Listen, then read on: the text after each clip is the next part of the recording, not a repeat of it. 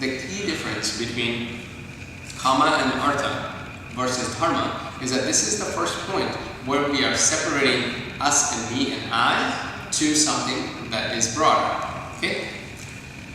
And then finally there is moksha.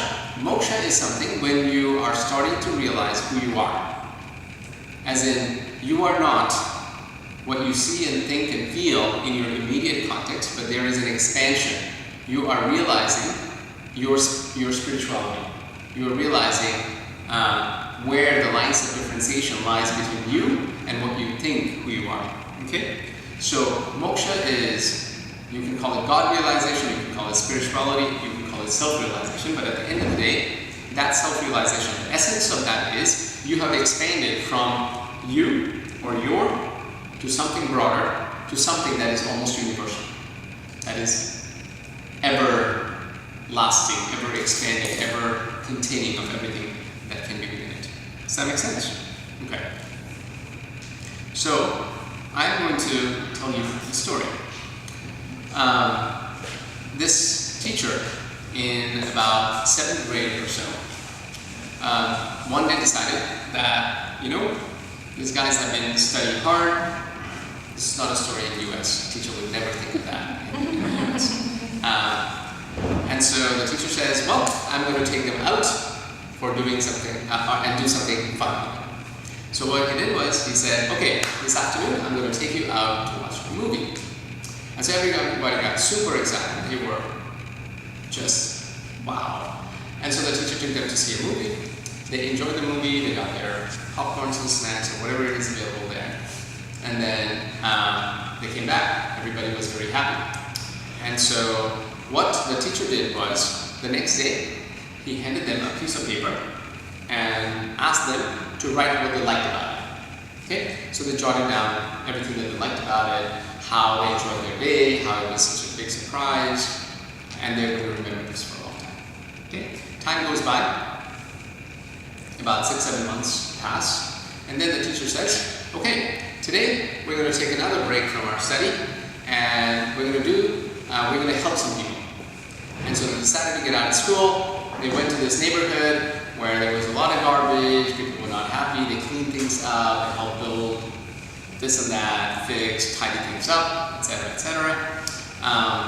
And then they came back, and the next day the teacher gave them a sheet of paper and said, write down what you thought of the movie yesterday. They said, well, it was alright, it was a lot of garbage, it was smelly, but it was kind of fun because you could see that the neighborhood got better, that people liked it, etc.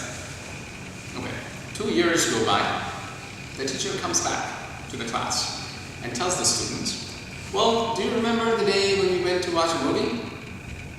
And it turns out that most of the folks, most of the students have forgotten about the day that they went to watch a movie. In fact, they cannot remember what the movie was, what the storyline was. They know that, yeah, we did something. Yeah, maybe we went to a movie.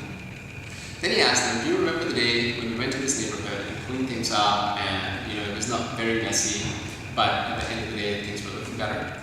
And everybody remembered that day. It created an impression.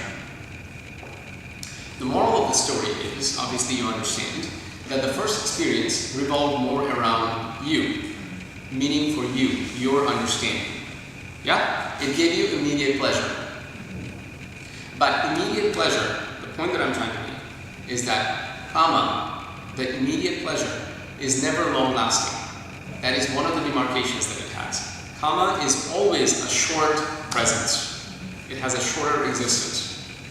Versus when you move into artha, or when you move into dharma, it has got a much more expansive and a longer lasting lifetime, shelf life. Okay?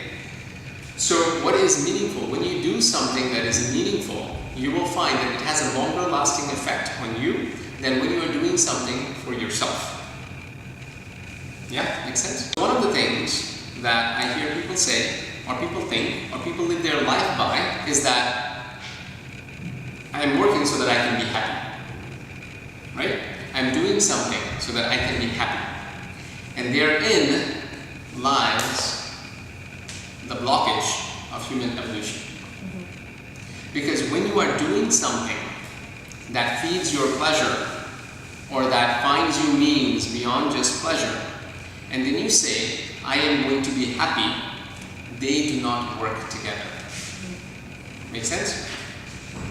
This is where, I mentioned this before, happiness is confused with what you would like to do. Likeness and happiness are absolutely different. So the way to live life, to get the most out of your life, and more importantly to figure out if human being overall is evolving or not, the human race is evolving or not, is not to think that I am doing something that will give me success, that will give me happiness. Okay? You have to flip it around and say, I'm success in this case. Success can be professional success. Success can be, I want to be, I want to win $1 million in lottery. I want to do the next greatest yoga pose and have my photo on the Yoga Journal cover page. Whatever success means for you. It can be, I want to learn piano. Success can be, I make sure that my parents have the best life. Whatever it is. But when you think of, if I am successful, then I'll be happy. You're missing the point. The point is, if you are happy, no matter what you are doing, you are successful already. And there may not need to be another success story beyond being happy. Because looping it all together, you'll understand that you cannot be happy by just taking care of yourself. By just feeding your sense of pleasure. By just feeding your sense of accumulation. In order to be happy, you have to do something that is bigger than you. Gandhi and Mother Teresa, and you think about every one of these folks who have left something in society that is meaningful and longer lasting, you will find that none of what they did catered to their immediate pleasure. They were not living in pleasure, right? So putting it all together, I'm not saying that go out and just give up your life, go to a monastery and feed all the souls that you can come across. But if you want to be happy, because many of you have asked, how can I be happy? You have to find meaning outside of yourself. In fact, you will only find meaning when you are outside of yourself. And when you're happy, success will automatically come. If you don't have to chase success in order to find happiness. Make sense? Okay. So you had a question? Good question. What else?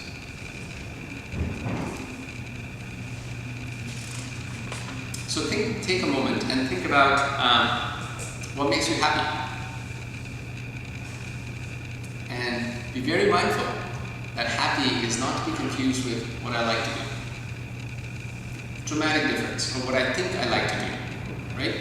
When you feel happy, you kind of feel it from your inner core. And it has a much longer lasting effect. That's the other barometer. It has a much longer lasting effect. When you go back to your childhood days, as you remember, what are the things that you remember? Chances are you remember those things, those moments where you were absolutely happy. And if you trace back when you were happy, it was beyond I had an ice cream, or I washed my dad's car and he gave me $1 instead of 50 cents. It has got a little longer lasting effect. And so go back and recollect. And those are the moments that you can recreate, not through the actions of immediate activities, but through sensations that arise within you from feeling that way. And that is success. That is success of your life. Many of us live our career trying to find success, or we get into something that does not make us happy. We are unhappy from the beginning, but we find that if I grind my way through, I'll find success, and then that will lead to happiness. You couldn't be further from what Tantric philosophy would say, truth. Okay? Good. All right. We all know how to be happy. Do you have any questions? For once, no. Okay. Very good. Yes, Carol. So are you saying that these two schematics that they Yeah. Think about it. Think about it. When you are barely separate from your animalistic tendencies, but you are still operating within those framework, you are absolutely catering to your self-pleasure. Whatever that is, right? It's all about you. It's all about your survival, etc., etc. Once you protect yourself, then you think about, that's how humanity's kind of evolved themselves, right? Then they form societies, then they started taking care of their families. started thinking about families, right? And then they went into a broader spectrum. Okay, I gotta connect my society or my clan or my neighborhood with something else that is meaningful. How can I forward? Thinking, communicating, going against the grain started evolving, right? That's when you are not in the kama, not in the artha, but you are in the karma phase, where you're changing the way human beings think. Yeah? It's not exact, it may not be precise, but in some ways you can find a correlation and a parallel with it. Yes? Are there any books you can recommend? To learn this? Yeah, or because you mentioned tantric philosophy, so I was looking if there were books in that. Yes, there are libraries worth of books. The problem with tantric books are that you will not enjoy reading them. They are written in primitive languages, and primitive as in like forgotten languages. And so the only folks who are translating them to something that we can relatively understand, translates them so densely that it creates more aversion than lightness. You know? So what I try to do, the best way to learn and study these things is first to get the basics of as much as you can. So go listen to lectures and talks. And again, not by people who are making stuff up, by people who belong to a lineage, who have spent a scholarly amount of effort in studying and understanding this, so that you can take advantage of their digestion, their ability to understand, and then give you that, right? And then you do the same thing with another person, because you know human being cannot exist without likes and dislikes, at least in the common sense of the term. And so whenever you are hearing one person, you have to understand that there is some kind of massaging of the information, processing of the information to that person's particular bias. So you just try to gather information from as many sources as you can so that you are forming the essence of what it is that somebody is saying. And try to stay away from as much of your own bias that you can create, right? Then you are absorbing. Then you go to read a book, it will make much more sense. Yeah. I mean, Patanjali's Yoga Sutra would be a good start. I can guarantee you after the first chapter you're going to leave it behind. So you have to kind of accumulate. So that's where these kind of conversations are meaningful, right? Trainings are meaningful because you are trying to gain a digestible version of something that is fairly thick and dense. And from there, you kind of start your scholarly journey. Something will strike a chord, you pursue that. And chances are when your interest is triggered, then you will go much further than something that does not interest you. The reason I hesitate to give book recommendations is because after the first chapter, you may lose interest and think about all the opportunities and possibilities that just went to waste because you just did not pursue it that much. Does that make sense? Good questions. Anything else? Okay, so we're going to end our talk portion, the first portion here.